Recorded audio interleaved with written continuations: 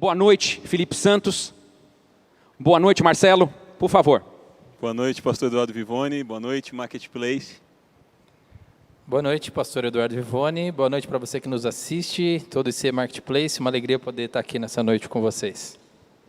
Muito bom estar aqui com vocês. Marcelão, vou começar contigo. Vou começar com uma pergunta aqui para vocês, para você em especial, né? Muita gente ainda está engatinhando na transformação digital que está ocorrendo. Só que se esperava disseram para mim que em 2015 isso ia ser o gatilho, todo mundo já ia estar. Depois começaram a botar meta para 2020, já tem gente ajustando para 25 ou 30, que parece que nem todo mundo entrou nessa vibe, nem todo mundo entrou nessa onda do marketing digital. Como é que a pessoa começa, para quem ainda não começou, qual é o primeiro passo, qual é o start para isso? Pastor, primeiro eu acho que quem não começou agora, né? Com essa crise do Covid-19, quem estava fora do digital tem que entrar. A gente vê cada vez mais, né? As grandes corporações, eu sou do ramo de educação, né? As grandes escolas de inglês, todas vão entrar no digital agora. Eu estava acompanhando uma live essa semana e um dos grandes empreendedores brasileiros do mercado de educação, né? De inglês, falou, cara, nós bolamos um curso a toque de caixa, mas já demonstrando que isso iria acontecer, né? E não tem mais volta. Então, você que ainda não está no mercado, né? Que não entrou na transformação digital, não trouxe ainda ferramentas para a sua empresa, está na hora, né? De aproveitar esse embalo, desse momento, dessa crise, e começar a pesquisar ferramentas, plataformas, meios que possam te ajudar no dia a dia. Uma pesquisa publicada no administradores.com diz que 89%, isso pré-crise, né? 89% das empresas têm a intenção de avançar na transformação digital, mas apenas 44% tinham iniciado. Isso demonstra que ainda tem muita gente ainda para entrar nisso, né? A minha empresa, a Overseas Inglês, nasceu digital. Eu acho que se não fosse essa transformação digital que está ocorrendo, ela nem teria sido criada, né? Eu acho que eu não teria, acho que coragem, eu refletindo hoje para vir para cá, não teria, eu acho que coragem para abrir uma escola, porque o custo é muito alto, né? Então hoje as ferramentas digitais, elas nos possibilitam isso, né? Eu acho que as pessoas têm que, se você tem um negócio, né, quer começar a digitalizar, trazer ferramentas, tecnologias, plataformas, começa do problema, né? Quais são os problemas que a tua empresa tem? Aí, uma lista de problemas, alguns deles pode ser que já tenha ferramenta disponível, tenha apps disponível para você utilizar e começar a entrar nesse mercado, né, nessa transformação digital que vai pegar todo mundo, né? O Felipe vai falar mais disso aí logo mais. Muito bom. Felipe, eu vi você mudar radicalmente nos últimos anos. Quais foram as decisões macro, as decisões principais que você tomou que te trouxeram até aqui? Muito bom. Eu acredito que... Até fala para a gente um pouquinho no que você tem trabalhado hoje. Explica um pouquinho para a gente também. Com certeza. É um prazer estar falando a vocês aqui. A vida é feita de decisões e não tomar uma decisão já é tomar algum tipo de decisão, né? Então, essas escolhas são importantes, elas vêm em abundância e a gente precisa saber selecioná-las, né?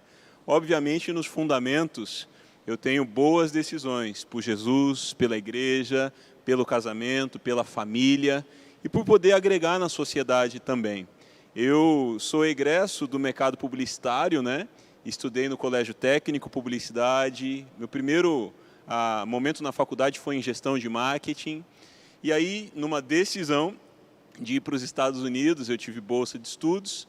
Lá eu jogava futebol, essa era a minha situação de bolsista, né?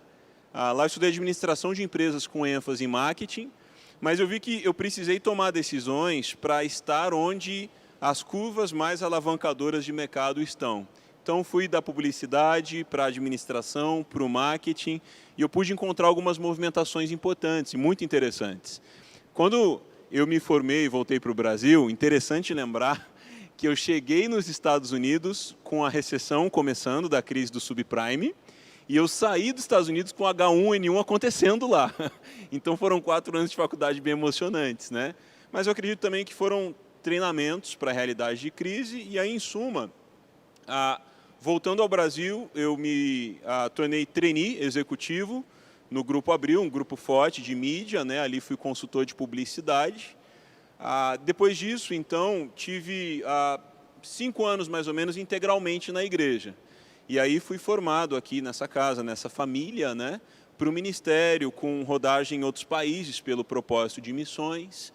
Mas foi em 2017 que eu tive uma experiência muito marcante em um dos maiores eventos de educação executiva do Brasil, que é a HSM Expo, né?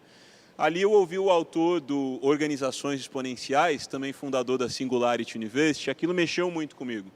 E eu percebi que o ambiente de inovação não é só sobre tecnologia, é principalmente sobre pessoas, né? A tecnologia ela dá um pretexto, ela oferece uma mudança nas nossas relações, mas no fim das contas é sobre o capital humano, sobre os nossos relacionamentos, a forma que a gente se comporta, né? E desde então eu comecei a fazer um shift, uma transição para a realidade de startups. E comecei a dar consultoria para startups em marketing, planejamento, estratégia.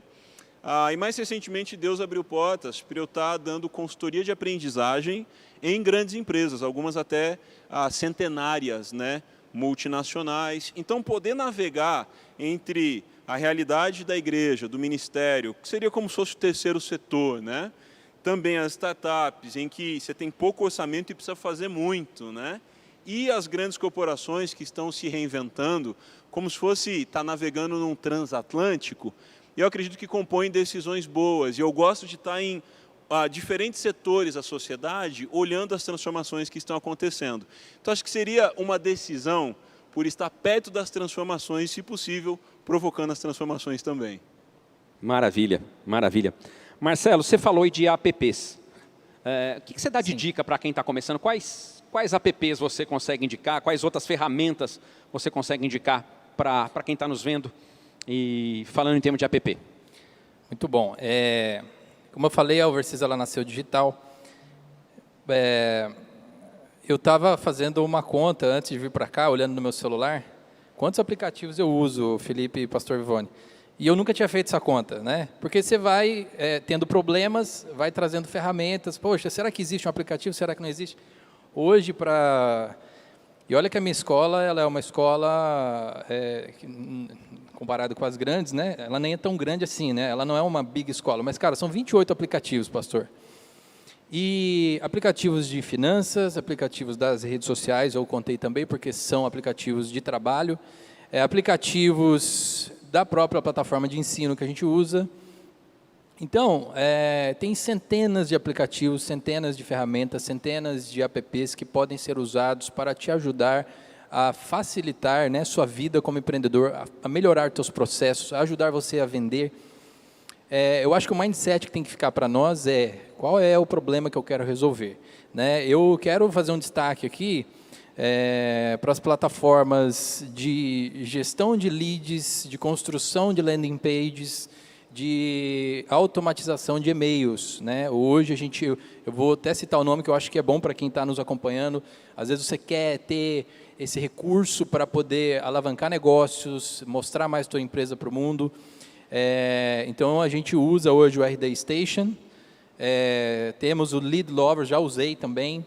Temos o MailChimp é bastante conhecido já aí e também faz esse tipo de coisa. Então, são ferramentas que, para você que não sabe nada de programação, mas quer levar a tua empresa para o mundo digital, você mesmo pode começar a operar. Tem tutoriais, a internet ensina, né? Tem muita gente falando dessas ferramentas e elas têm sido fundamentais para a gente fazer crescer o nosso negócio. Hoje, uma dessas pessoas dessa ferramenta, que é a do RD Station, ela nos ligou, a gente ficou numa conversa de meia hora, e ela querendo me ajudar a explorar melhor a ferramenta, né? Porque tem muita coisa lá legal para a gente fazer. Como, no meu caso, né? Um pequeno empreendedor querendo expandir o negócio. Então, ela foi me explicando, né? Coisas que eu nem uso ainda. Enfim, além de eu não saber programar, né? Fui aprendendo através dos tutoriais da internet. Eles mesmos nos ajudam a desbravar essas ferramentas, né? Também quero deixar aqui a indicação de ferramentas de meios de pagamento, né? Você que quer vender no mercado digital, né? O PayPal é muito bom para quem está começando. E tem uma ferramenta muito legal que, se você não conhece ainda, vale a pena dar uma olhada, que é o Asas, lá de Santa Catarina. Cara, eles fazem tudo. Pagamentos, cobrança, tá? Manda SMS, liga para a pessoa para cobrar. E também tem a geração de notas fiscais, né? Para quem é pequeno empreendedor, poxa, tem que parar para fazer 200, 300 notas no mês. Não, bota na ferramenta que ela vai te ajudar por um custo muito menor do que você contratar alguém para fazer isso. É isso que a gente tem vivido lá. Eu uso muito o Trello para gestão de processos, né? Que é tipo um Kanban virtual ali. Gosto muito dessa ferramenta chamada Trello. Você coloca ali, adiciona a pessoa e você sabe que etapa aquele processo, aquilo que você precisa estar resolvendo e como é que está andando, como é que está o andamento e as decisões daqueles processos. Gosto muito do Trello, falando de um app aí legal para a gente usar. Felipe, o que tem mudado na hora de escolher a direção correta? Nós estamos falando tomando a decisão, tomando o rumo certo, tomando a direção correta. É a mensagem que a gente quer transmitir para as pessoas. O que tem mudado na hora de escolher diante desse cenário de quarta revolução industrial, indústria 4.0, metodologias ativas tomando conta do mercado, design thinking? O que é que você pode dizer para a gente que tem mudado nas escolhas que a gente tem que tomar? Ótimo, ótima pergunta. Dá para a gente retratar tudo isso olhando para as situações da sociedade no dia a dia. Nosso acesso a aplicativos, as facilidades, as plataformas, né? Isso é bem um sotaque da quarta revolução industrial, desse tempo de internet das coisas, em que a gente está vivendo um século XXI bem acelerado de transformações, né? Eu, como pastor por vocação, pastorei na cidade de São Paulo. É uma realidade muito próxima do cotidiano da igreja, da vida. Então, isso aqui não é sobre tecnologia, é sobre sociedade. Então, se as pessoas estão se relacionando com plataformas, com soluções, com aplicativos, com startups, a nossa interpretação de mundo muda. Porque na terceira revolução industrial, a realidade era mais a de produção de bens tangíveis. E na quarta revolução industrial, a gente tem a produção de bens intelectuais, intangíveis, que não são materiais, como o streaming, por exemplo, desmaterializou a relação entre locadoras, fita de vídeo ou DVD, tudo para uma plataforma só. Nessa economia digital, se as coisas estão cada vez mais desmaterializadas, a nossa interpretação tem que seguir esse padrão também. Então, olhar para os dados de uma maneira totalmente diferente. Daí vem a expressão, dados são o novo petróleo, né? Porque quando interpretamos dados de maneira como, por exemplo, o rastro que alguém deixa na internet, isso é dados. Se eu digito algo hoje na minha rede social, no meu browser, daqui a pouco eu estou vendo propaganda disso. Porque alguém interpretou os dados que eu deixei de tal maneira que possa me mostrar uma propaganda personalizada depois. Então, eu veria isso como interpretar dados de resultado, mas também interpretar dados de maneira proativa, interpretar dados para tomar boas decisões. Então, hoje, o achômetro está cada vez mais baixo e sabemos interpretar dados em prol de decisões é o que faz toda a diferença. A geração Y já tem essa curva, a geração Z já vem assim. A gente está naquele paradigma agora entre marketing de anúncio e marketing de conteúdo. Tudo isso por detrás do aparente tem um esqueleto e uma estrutura de dados, como, por exemplo, cliques, preferências, horário de acesso. Tudo isso transforma a maneira de interpretarmos como a gente mensura resultado, como a gente desenha para frente e como a gente vai fazer toda a gestão, na verdade. Então, quando a gente fala que dados são o novo petróleo, isso tem a ver com tudo. A interpretação do que já foi e o desenho do que vai ser ainda também. Felipe, curioso, a gente falou aí de marketing digital. Você acha que o marketing offline, o marketing tradicional, ele já morreu ou ele ainda tem seu espaço no mercado? Ele ainda tem espaço por conta de uma tendência que é a humanização, né? Por exemplo, antigamente eu precisava esperar o horário do meu programa favorito para assistir ao vivo e depois isso já tinha passado, na TV aberta, por exemplo, ou na fechada.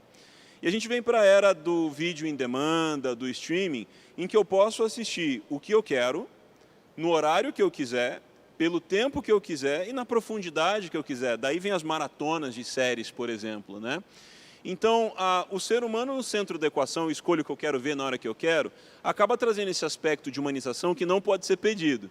Então, uma boa comunicação e uma boa combinação de ciência de dados, interpretar as métricas, as curvas, as jornadas, atrelado a uma humanização, de entender como as pessoas se relacionam, as preferências, o fator humano, é o que tem dado a alavanca de grande diferencial nas empresas hoje. Então, uma pauta tecnológica e antropológica ao mesmo tempo. Nunca antes a gente precisou entender tanto de ser humano e comportamento e de dados para interpretarmos como chegar no ser humano no fim das contas. Então, o marketing offline ele pode ser útil para testes, pilotos, o início das coisas, até mesmo a fase de interpretar comportamento, mas a escala, que é onde todo mundo quer estar e é a diferença da economia digital, essa só através do online e do digitalizado mesmo. Então, começaria em pessoas, mas escalar sempre no digital.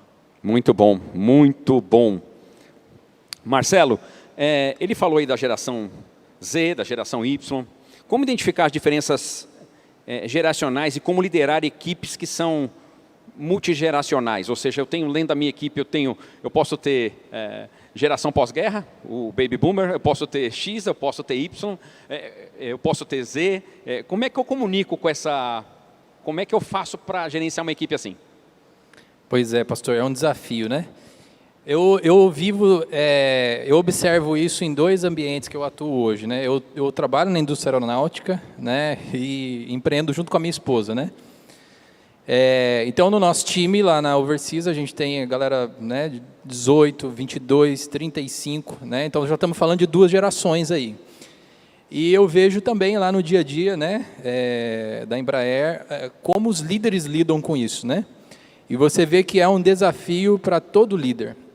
Primeiro porque cada geração tem a sua especificidade, o seu jeito de enxergar o mundo, as suas experiências. Quem nasceu mais novo já nasceu digital, quem nasceu antes nasceu offline e veio pegando o digital depois. O maior desafio para o líder, na minha opinião, nessas minhas observações e também com essa formação de RH que eu tenho, é o líder saber fazer a leitura, o líder se interessar em aprender dessas gerações, porque essa é uma coisa que nós vamos ter que lidar daqui para frente, ou já estamos lidando, né? Mas o líder que não conseguir, né, aprender, se adaptar, poxa, cara, vai para a internet, vai saber o que cada geração gosta, quem são as gerações, que ano que elas nasceram. Então você pode fazer isso, tem muito site, tem muito canal de vídeo trazendo conteúdos sobre isso, para que você possa adaptar a sua liderança para os de dentro, né, para como você vai gerenciar o seu time. Eu vejo que tem pessoas hoje lá na Embraer, líderes que fazem isso muito bem, e tem gente que, cara, não dá a mínima para isso, né? Então afeta o desempenho do time. Isso também faz sentido dentro do que o Felipe trouxe, né, de fazer a leitura dos dados, de como essas pessoas se comportam, para você também melhorar o comportamento de vendas da sua empresa, né, a performance de vendas, né, como que você vai colocar o teu produto no mercado, como é que você vai atingir essas gerações. Então, a colocação que eu faço dentro dessa pergunta prepare-se para lidar com as diferentes gerações, né? As empresas que vão prevalecer, que vão sair da crise, que vão conseguir avançar. Por que não avançar em meio à crise, né? Tem que estar ligado em tudo isso que a gente está falando aqui, inclusive com as diferentes gerações, para você conseguir alcançar, falar a língua delas e tudo mais. Boa. Felipe, a gente fala da importância dos dados. Você disse agora há pouco que os dados são o petróleo desse momento. Concordo perfeitamente, é isso aí mesmo. Mas qual a importância desses dados? E eu que tenho uma pequena empresa, não sei nada sobre isso, eu não sei o que é um algoritmo, eu não sei como é que eu extraio isso, eu não sei ler o Analytics nem do meu Facebook. Existe gente especializada nisso para ajudar a minha empresa? E qual a importância que esses dados realmente têm? O quanto ele é mais efetivo do que se eu não tivesse olhado os dados, simplesmente fazendo um impulsionamento? Muito bom. Normalmente, olhamos para dados de maneira a avaliar a performance, por exemplo. É a primeira sugestão, né? Mas isso pode acontecer mediante a um mês que não foi bem, a um problema que já aconteceu, e pode acabar sendo algo defasado. E a ideia dessa questão de dados sendo o novo petróleo, uma vez que as 5 maiores empresas do mundo não são mais de petróleo ou montadoras, são empresas digitais, de serviços, muitas vezes desmaterializadas.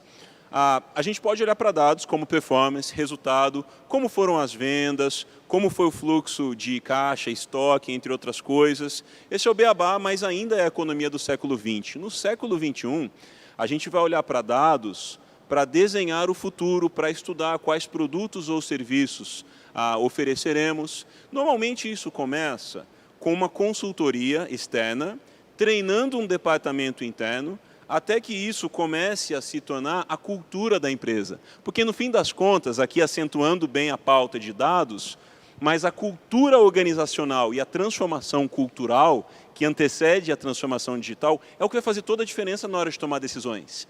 Senão eu posso fazer leituras, ouvir podcasts, assistir o marketplace, ler bons livros, trocar ideia com o ecossistema em que eu trabalho, mas se a minha cultura e a cultura organizacional não muda, na hora de tomarmos decisões cruciais, voltaremos para o jeito que faríamos, né? Então, transformar a cultura começa desse jeito. De repente, uma consultoria, um experimento, testar nas bordas da organização, ou seja, não nos produtos principais, e depois começar a aterrissar isso no que é mais principal, nos produtos líderes, nos serviços líderes, e começar a desenhar o futuro a partir disso. Então, não olhar para dados de maneira atrasada, num relapso, mas olhar para dados de maneira proativa. Vamos desenhar o ano que vem baseado em dados? Vamos desenhar o pós-crise baseado em dados? Porque o comportamento humano vai mudar em meio à Covid-19. As pessoas se acostumando a delivery, a plataformas de pagamento, tantas facilidades, né? Isso com certeza é irreversível. A gente não vai voltar para o normal. A gente está se preparando para um novo normal. E aí, então, essa interpretação de dados, se a empresa não for nativa digital, como por exemplo a do Marcelo, eu diria isso: consultoria, teste nas bordas, trazer para o núcleo da atuação da empresa até que ela se torne uma empresa prioritariamente digital. Não nativa, mas que passou pela transformação em pessoas, em processos, em produto, agora ela pode dizer que é digital. Não quer dizer que chegou em lugar nenhum, porque vai ter que continuar sendo transformada. Tanto que as estatísticas já mostram. As empresas que fizeram transformação digital antecipadamente estão reagindo melhor a questão da crise, da quarentena e desse distanciamento todo. E a gente não pode ser inocente de que haverão outras oscilações no mercado, entre outros aspectos, né? Então, a transformação digital ela já era pauta importante. Esse processo acelera, mas ela também pode ser a vacina para a crise, o pós-crise e a próxima crise também. Muito bom. Inclusive, eu li uma reportagem, acho que foi semana passada, de uma papelaria familiar, numa cidade do interior de São Paulo também, e essa papelaria teve aquela coisa de transição do pai para o filho, aquela empresa familiar, e o filho chegou tentando vender pela internet, e o pai ficando doido, querendo não, né? Estava acostumado dentro daquele padrão. E eu sei que em mais de 1 ano e meio, 38%, o faturamento aumentou 20% e 38% das vendas estavam já online. E aí eles já estão com 6 lojas, e agora o que sustenta as 6 lojas dele de papelaria é a venda pela internet nesse momento do Covid. Sustenta bem a empresa dele. Ele está passando menos sofrido, não que não esteja, porque estamos todos juntos nessa, mas está menos sofrido, porque se antecipou aos tempos e resolveu vender pela internet. Marcelo, eu gosto muito de um podcast que chama Agilistas, não sei se vocês já viram falar, e eles falam muito dessa gestão ágil, né, que as empresas precisam ter. Como iniciar a aplicação de uma gestão ágil para uma empresa pequena? A gestão ágil, ela não é uma coisa assim tão nova, né? Já está no mercado há algum tempo. As grandes empresas testaram, algumas estão se dando bem, outras não. A experiência que eu tenho lá do setor aeronáutico, né, chegou com muita força em 2007, 2008 seguinte, mas foi como uma febre, né? Primeiro porque existem certas limitações de aplicação da gestão ágil em empresas grandes. Mas para as empresas pequenas faz muito sentido a gestão ágil. Principalmente pelos ganhos que ela traz, né? Existem várias metodologias de gestão ágil que podem ser aplicadas no seu negócio. Acho que uma das mais conhecidas e foi que eu tive mais contato foi o Scrum, né? Se escreve Scrum, né? E, cara, quais são os ganhos que ela traz, né? Primeiro, ela coloca o time para se falar periodicamente, né? Junto com o gestor, com os líderes. Então, semanalmente, quinzenalmente, estamos falando das atividades e dos problemas. Tem muita empresa, gente, que não consegue falar dos problemas que ela tem abertamente, né? Os problemas, eles são empurrados para debaixo do tapete, não são resolvidos. Eu acho que a experiência que eu tive com gestão ágil, tanto no meu negócio, quanto o que eu vi de implantação disso na indústria, foi que começou-se a falar mais dos problemas, né? Planificou mais a coisa. Então, você precisa usar desse benefício no seu negócio, né? Então, colocar o povo para conversar, falar dos problemas, olhar os números, traçar metas e revisar, né? Isso é uma coisa também muito importante da gestão ágil. Então, se vamos sentar semanalmente, lá na Overseas é toda sexta, 16h. Então, é o fim da semana. A gente vai olhar para o que passou, quantas vendas realizamos, quantos cancelamentos ocorreram, por que ocorreram os cancelamentos, quais foram as nossas melhores postagens, e ali já revisando, traçando a estratégia da próxima semana. Marcelo, isso é Scrum que você está usando? Scrum que você está usando na Overseas? Cara, não é exatamente o Scrum, mas é baseado porque eu tive essa experiência, fui ler, estudei um pouco sobre isso, e é o que eu tento aplicar, e acho que faz muito sentido você também se informar um pouco mais sobre isso, né? Começar a ter reuniões periódicas, começar a ter post-its na parede, né, num quadro, porque a gente coloca isso lá também, e para poder ajudar você na sua gestão, na tomada de decisão mais ágil, para se adaptar a essa nova realidade do mundo que muda toda hora, né? Acho que a gestão ágil ela vem para nos ajudar nisso. Muito bom. Felipe, os modelos de gestão estão mudando, né? A gente falava de KPI, né? Falamos ali de um indicador de performance, e hoje a gente está falando de um OKR, né? Para trazer aqui na língua portuguesa, não é? A gente fala de resultados chaves e objetivos. O que isso tem influenciado realmente na gestão das empresas? Muito bem. A gente vê essa curva acontecendo, produtos, serviços, digitalização e desmaterialização, os 6Ds da inovação, vale pesquisar isso com mais calma, os 6Ds de inovação propõem isso. E tem um fenômeno em curso que é o seguinte, KPIs, ou a métrica natural que a gente tinha de metas e essas coisas, eram definidas de cima para baixo. Então, a alta gestão definia a métrica, o objetivo, e as pessoas que trabalhavam, os departamentos, tinham que correr atrás. Na lógica do OKR, por conta do mundo digital, por conta da geração Y e a geração Z terem uma relação diferente com fidelidade à empresa, com figura de liderança, as métricas não são desenhadas de cima para baixo, elas são desenhadas de baixo para cima. Então, de repente, eu não vou avaliar todos os departamentos semanalmente. Um vai ter uma métrica semanal, outro quinzenal, outra mensal. Eu não mais faço aquela régua horizontal, eu olho a realidade de cada departamento, de cada produto, de cada profissional. E aí vem algo interessante no que eu dizia anteriormente. Métrica para performance, a gente olha para dentro. Métrica para planejamento, a gente olha para fora. Por exemplo, hoje, de todo o conteúdo da internet, 60% da população global tem acesso à internet. Nos próximos 10 anos, a ideia é que 80% tenham. Isso faz um salto de 4 para 5 bilhões de pessoas para mais de 6 bilhões de pessoas na internet. Estamos falando grosseiramente de 2 bilhões de pessoas a mais na internet. E aí um dado, só para a gente temperar um pouquinho isso para planejar, e não é um dado interno, é um dado externo. De toda a internet, 2% é conteúdo em língua portuguesa. Então, hoje, se eu vendo pela internet produto, serviço, conteúdo em português, eu estou falando de 2% de toda a internet. Por que não traduzir meu serviço, meu produto, meu conteúdo e alcançar uma outra métrica? Por exemplo, 52% do conteúdo da internet é em inglês. Ou seja, a mera tradução de um site, de um vídeo, de um conteúdo, de uma interlocução, está me passando de 2% de 5 bilhões, grosseiramente falando, para 52%. É um número muito diferente, em que a minha empresa pode estar arrecadando, talvez em dólar, em euro, vendendo para outros mercados. Porque, Vivone, antigamente, a escala desejável de mercado de consumo, por exemplo, ou bens, era vender para a China, vender para a Índia, porque lá tem bilhões. Mas espera aí, o mercado digital tem mais bilhões do que lá, porque tem o mundo todo. E se eu desmaterializo, eu corto o frete, encurto as distâncias e eu estou falando com o planeta todo. Então, eu acho que nessa transformação digital, o empreendedor brasileiro ainda não entendeu as fronteiras que foram derrubadas diante de si. E a análise de dados externa vai nos colocar diante disso. Então, as próximas gerações já vêm assim. As métricas não são mais de cima para baixo, são de baixo para cima.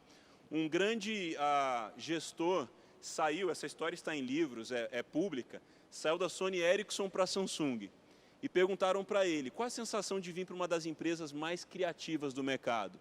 Ele falou, olha, ela não é mais criativa que a outra, mas ela permite mais liberdade aos criativos na tomada de decisões. Então, ou seja, o capital criativo não era diferente, mas a coragem de dar a autonomia, baseada em dados, quem sabe também, para que novas ideias venham, são assim. Talvez, por último, um exemplo que aterriza bem isso, é a cultura do porquê não, que a Amazon tem. É o sim institucional. Se um subordinado dá uma ideia e o seu chefe nega essa ideia, ele tem que escrever um relatório com 2 páginas e passar para o seu superior. Agora, se ele aceita a ideia, ele não tem que escrever relatório nenhum. O Jeff Bezos, com isso, burocratizou barrar ideias e desburocratizou criatividade. Claro que isso tem um preço, é uma cultura estabelecida, mas o resultado a gente vê, uma das empresas mais valiosas do mundo.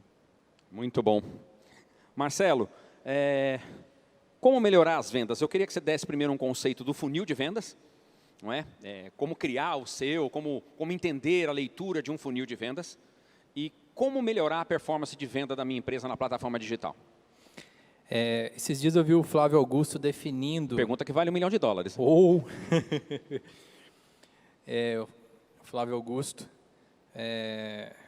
dono da rede WhatsApp, né, criador, ele definindo que todo negócio girava em torno de quantos clientes você conseguia ganhar, ou seja, vendas, e quantos clientes você conseguia perder, né? Então, assim, quanto menos eu perco e mais eu ganho, mais escalável, mais eu cresço.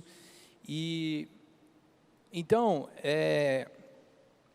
as vendas numa empresa, elas são, né, muito importantes, principalmente nesse cenário que nós estamos vivendo, né? Você não pode deixar de vender. E quando a gente fala de tecnologias, ferramentas, a gente tem que pensar na venda como um setor da minha empresa que precisa de ser técnico, especializado, precisa usar um funil bem definido para que eu saiba em que etapa o meu cliente está e poder também colher o resultado disso, né? Dentro de um funil de vendas, gente, basicamente, né, você está falando de atrair o cliente, né? Aí você está falando do uso das redes sociais, está falando de onde você mostra a sua empresa, está falando de promoções, participações em eventos, né? As pessoas te vendo e, por que não, né, clicando numa página, clicando num conteúdo seu, sendo atraído para te conhecer melhor até a sua página, né? Então, você começa a descer o funil, né? O funil ele é representado por um funil porque vai descendo o número de pessoas. Então, eu tenho uma multidão que me vê, depois eu tenho uma multidão um pouco menor que clica para conhecer, depois eu tenho um grupo um pouco menor que vai querer saber o preço, o que eu estou oferecendo de serviço, de produto, até que essa pessoa se converta, né, numa venda e depois ela seja fidelizada ao ponto de trazer outros, né? Essas vão sendo as etapas do funil. Acho que vale muito você treinar o seu time de vendas. Eu lembro que quando a gente começou a escola, eu e a Tati ela conhecia uma moça que vinha fazer treinamentos aqui para as escolas de inglês de São José, da época que ela trabalhava. Ela falou, Marcelo, a gente tem que trazer essa moça. Cara, foi a melhor coisa que eu fiz. Ela veio, deu um treinamento para o nosso time de vendas e começamos com o pé direito. né? Então, assim, se o seu time de vendas não está muito bem estruturado nesse momento, não usa um CRM, né? Não existe um funil na sua empresa, cara, vai buscar um treinamento, pode ser um treinamento online, pode ser uma escola, e pode ser uma consultoria, como o Felipe falou, mas vale sim você dar atenção especial nesse momento às vendas da sua empresa, porque isso vai te ajudar a sair da crise. Não fica parado vendo as vendas cair, né? Reaja, bota o time para ser treinado e recupera essa curva de vendas, né? Através dessas ferramentas e coisas disponíveis que a gente tem aí no mercado. Felipe, uma coisa que eu acho que até falei um pouquinho na live que eu fiz essa semana, a diferença entre chefe e líder. Parece que as empresas vivem uma nova realidade nesse momento, porque essa geração que chega trabalha muito mal com essa coisa muito estratificada, muito cheio de hierarquias. Né? Queria que você falasse um pouquinho sobre isso, se há uma mudança mesmo, se é só uma impressão da gente que está um pouco mais velho como eu em relação a vocês, ou se realmente mudou isso mesmo, né? Relação de liderança e de chefia. É uma mudança comportamental, geracional, mercadológica de alguma forma também, por que não? O conceito básico é: o chefe diz faça, o líder diz façamos, né? Então isso mostra toda a diferença.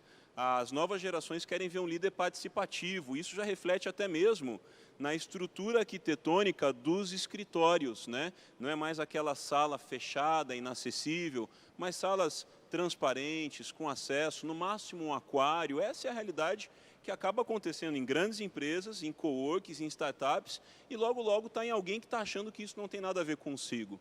Então, uma vez que estamos falando sobre o mesmo capital humano, todo esse papo que a gente está tendo aqui é para a grande empresa centenária, é para a empresa estabelecida, é para o novo empreendedor.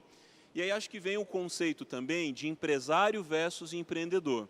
Na crise agora, quem é empresário meramente está lidando com burocracia, está lidando com atraso, está lidando com finanças apertando. Agora, quem é empreendedor, além de empresário, está lidando com as oportunidades. Então, uma vez que eu abro um CNPJ, eu me torno um empresário. Mas para eu me tornar empreendedor, eu vou ter que mostrar know-how em multiplicar oportunidades, possibilidades, vendas, liderar bem pessoas, ótimo, ter resultado e ter uma estrutura de equipe, formando uma cultura consolidada. Então a crise revela quem é empresário e quem é empreendedor, isso é muito sério. E vem um outro fator também, que é a questão de entendermos qual é a realidade do que oferecemos. Numa grande reunião da Amazon, o Jeff Bezos propôs algo, e isso está lá no livro A Loja de Tudo, né, que conta a história da Amazon. Alguém falou assim: mas Jeff, isso aí não tem nada a ver com uma empresa de livros. Ele fala assim: que fique bem claro, quem disse que somos uma empresa de vender livros? E isso fez com que eles se descolassem, talvez da Barnes & Noble, como se fosse uma Saraiva de hoje, né, aqui no Brasil, e eles vendem hospedagem pela internet, vendem produtos que não são deles, vendem muitas outras coisas, o próprio streaming de vídeo. Então, olha que interessante, a Amazon entendeu que a proposta de valor não é parar de forma enrijecida num produto ou serviço, mas é entender as transformações das gerações, dos modelos de liderança, da sociedade, do mercado e fluir com isso. Eu sei que para alguns isso pode parecer uma ausência de identidade. Quer ser um camaleão, vai tentar tudo e não vai fazer nada. Não. É estar pronto para fazer aquilo que o Alvin Toffler disse no livro A Terceira Onda, na década de 70, que o profissional do século XXI seria aquele capaz de desaprender, reaprender e aprender novamente. Então, com isso, a gente recheia a realidade que vamos trilhar pensando nisso. Bom, oferecemos algo hoje que é monetizado e rentável, mas vamos pensar num segundo produto ou serviço digital antes que a crise nos pegue, para que a gente possa ter aí o que a gente chama de motor 2, de acordo com o livro Gestão do Amanhã, do Sandro Magaldi, né?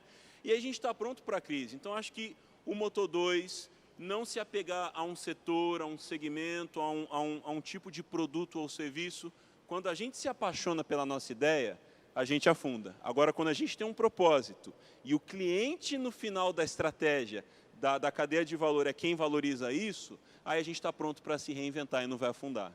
Felipe, só por curiosidade, a gente vê, por exemplo, o Vale do Silício, pequenininho, com o PIB maior que o do Brasil, não é? o que é que fomenta o Vale do Silício? Você acha que a formação acadêmica deles é muito distinta da nossa? Você acha que tem a ver com... Parece que... Estou fazendo uma leitura, porque eu trabalho na área de educação, me parece que a gente ainda está formando gente para o século XX, esquecendo que a gente já está no 20º ano do século XXI. A gente comunica para uma geração, para uma cultura muito diferente. Você acha que tem a ver com a formação acadêmica, essa capacidade criativa que você vê? O Vale do Silício realmente é um ícone para as startups, é um ícone para a mudança de cultura de mercado. Sim, estudando e pesquisando o Vale do Silício, eu percebo pelo menos duas coisas que vale destacar aqui. A primeira, fundos de investimento de todos os Estados Unidos foram buscados, receberam propostas para investirem nas iniciativas de lá. Então, uma mobilização de dinheiro para patrocinar essas ideias, aportar e acelerar, como a gente fala na linguagem das startups, os investidores anjos, isso aconteceu, foi muito sério. Mas uma segunda coisa que eu vejo no Vale do Silício, isso precisa acontecer no Vale do Paraíba, em qualquer vale que você esteja nos assistindo, é esse encontro entre a academia e a arena. Quanto mais distante a academia e a arena estiverem, mais problema teremos, porque aí a gente vai ter instituições do século passado, com professores do século passado, ensinando para alunos desse século, com problemas do futuro. Então, assim, é uma receita que está na cara que vai dar errado. Então, dessa maneira, acredito que o encontro entre a academia e a arena, aproximar as universidades e a sala de aula, a realidade empreendedora e também os fundos de investimento estarem ali aportando para acelerar essas ideias, obviamente, colhendo os frutos e a multiplicação disso, traz o segredo para isso. Mas a gente não pode se enganar. Não é coisa só de Vale do Silício e de empresas de tecnologia. A maioria das ferramentas que a gente falou aqui, o mercado de TI absorveu primeiro. Hoje, até mesmo quem está na alimentação oferece isso. Poxa, um grande amigo que gostaria de abrir uma padaria para vender presencialmente, teve a recusa da proprietária do imóvel, passou a vender pão na perspectiva digital, hoje na crise ele está numa situação muito melhor. Então a gente precisa levar isso a sério, é do Vale do Silício para todo mundo, é um modelo que provoca todo o mercado em todos os lugares para todos os tamanhos. Inclusive, eu sou assinante deste pão aí que você está falando, eu sou assinante da plataforma dele de venda online. Ótimo, estamos celebrando. Então, vamos lá.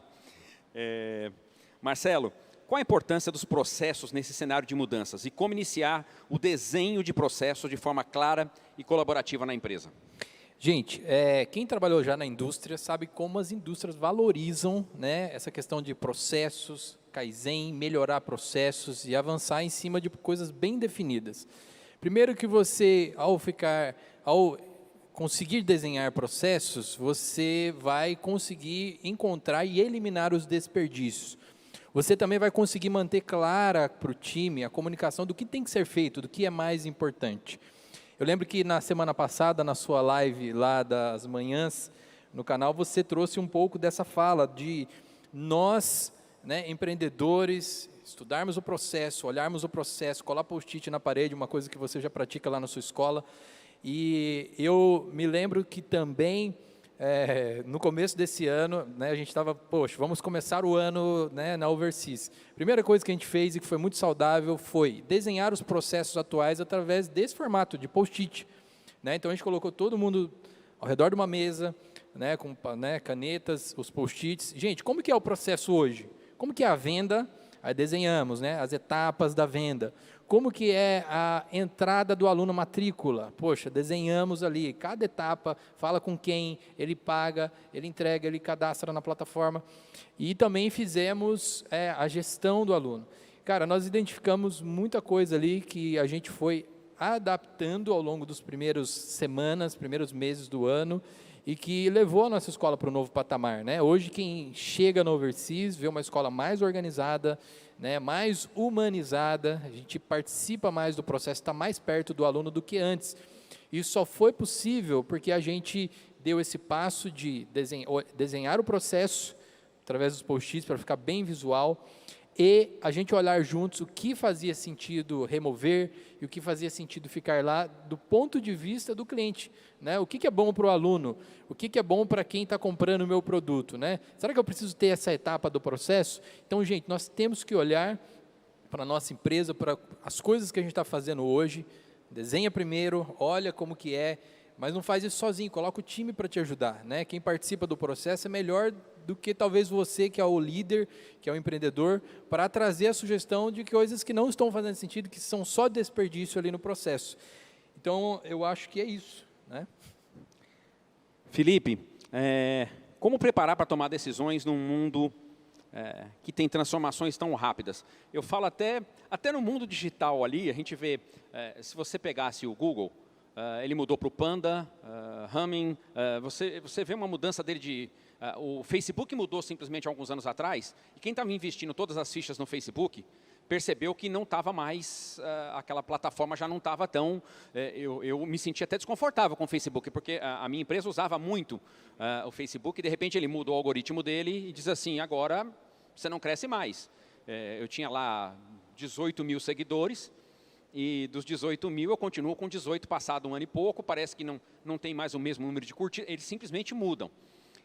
Tomar decisões nesse mundo digital e tomar decisões independente desse mundo digital, nesse cenário instável, como é que essa tomada de decisão deve passar pela gente? Muito bem lembrado. O cenário de hoje é de incertezas. Já era assim antes da Covid-19.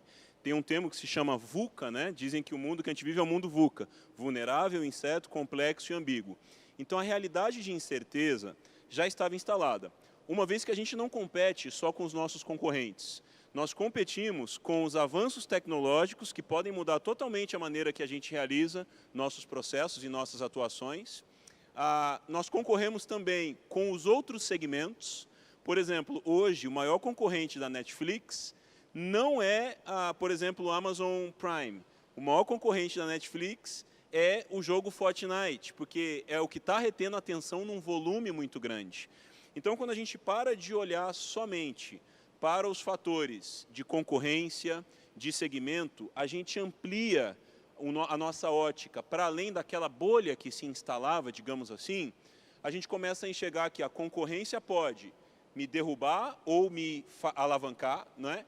Há quem diga que se você não sabe como desmontar o seu negócio, alguém descobrirá.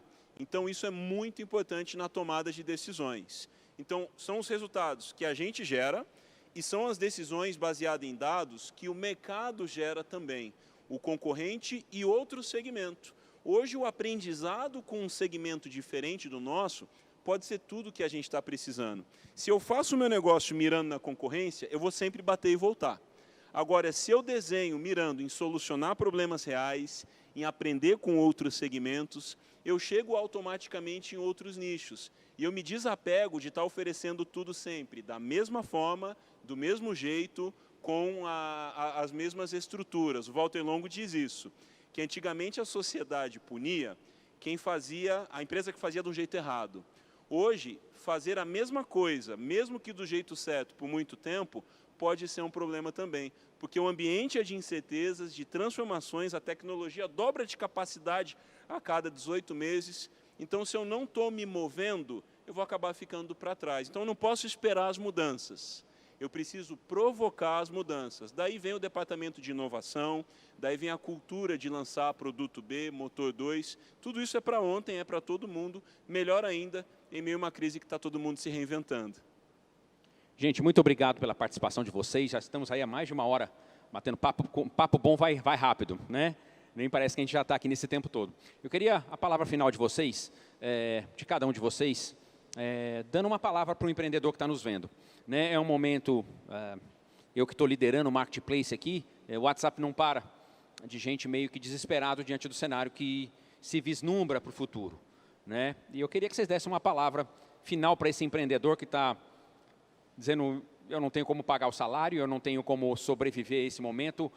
O que é que vocês podem dizer para eles como uma palavra final? Só uma pincelada final. Por favor, vocês podem escolher aí a ordem. Quem quiser falar primeiro aí, Felipe ou Marcelo. Pastor, eu vou rapidamente fazer uma indicação de um livro que me ajudou muito no início da minha jornada empreendedora. Esse livro eu comentei sobre ele nessa manhã, que é esse livro aqui, A Startup de $100. Abra o negócio dos seus sonhos e reinvente a sua forma de ganhar a vida. Vou deixar aqui para a câmera pegar. Gente, esse livro aqui ele vai ajudar você que nessa crise está pensando em abrir um negócio e talvez esteja com um pouco de medo. Cara, o livro vai trazer várias histórias de pessoas que fizeram essa virada, né? Começaram com pouco recurso, uma boa ideia, resolvendo soluções de pessoas ao redor dele e foram avançando aos poucos. E também ajuda você, empreendedor, que começou há pouco tempo, mas está sentindo a dificuldade da crise, para, de repente, refazer a sua estratégia.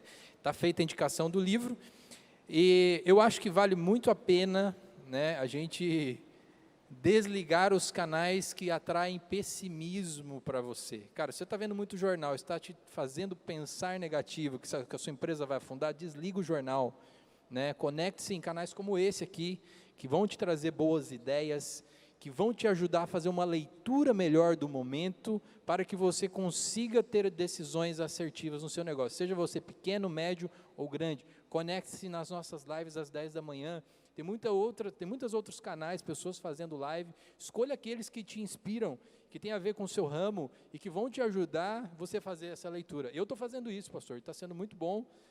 A primeira semana dessa crise, gente, eu fiquei assim, meu Deus, o que vai acontecer? Né? Mas logo, aqui conectado com o Marketplace, com as redes sociais, com essa igreja, eu já mudei meu mindset e hoje estou fazendo isso que eu estou indicando para vocês. Falando até em algoritmo, hoje Marcos Madaleno, que é pastor aqui da nossa igreja, e botou no grupo dos pastores lá uma tendência já, está falando como as pessoas estão buscando coisa positiva, né? Mostrando que aumentou o número de buscas por louvores, músicas que trazem esperança, pregações, tudo que pode trazer coisa positiva. O pessoal também já começou a ficar em casa e falou, peraí, se eu ficar me alimentando só disso daí, eu estou meio que em retrolavagem, meio que jogando, só purificando sujeira e não dá tempo daqui a pouco. Então tem que alimentar de coisas boas. Felipe, sua palavra final aí para o nosso empreendedor. A palavra final acho que seria um shift da cultura de resultados para a cultura de aprendizado. Óbvio que agora é tempo de renegociar, reduzir, cortar custos, ter caixa para passar bem pela crise. Mas se a gente só reagir à crise é muito pouco. A gente precisa desenhar algo para o pós-crise e para a próxima crise. Eu queria deixar uma sugestão de leitura, 2 livros na verdade, Organizações Exponenciais, impedível para o modelo do século XXI, da 4ª Revolução Industrial, e também o livro Gestão do Amanhã, do Sandro Magaldi e do José Salib Neto, que retratam muito como as decisões de hoje vão impactar os nossos negócios amanhã. Quem está com mais dores na crise hoje é porque não tomou algumas decisões ontem, de aprendizagem, de reinvenção, entre outras possibilidades. E há decisões riquíssimas agora, que vão nos colocar num outro cenário de reconstrução econômica e de uma vacina para a próxima crise. Então, é entender esse princípio da semeadura, que para nós não é estranho, mas aguardar, porque bons investimentos podem levar um pouco para responder. Mas na cultura de aprendizado pessoal e da organização, isso tem um potencial gigantesco para fazer toda a diferença. Muito obrigado a vocês dois. Foi uma honra estar com vocês aqui hoje.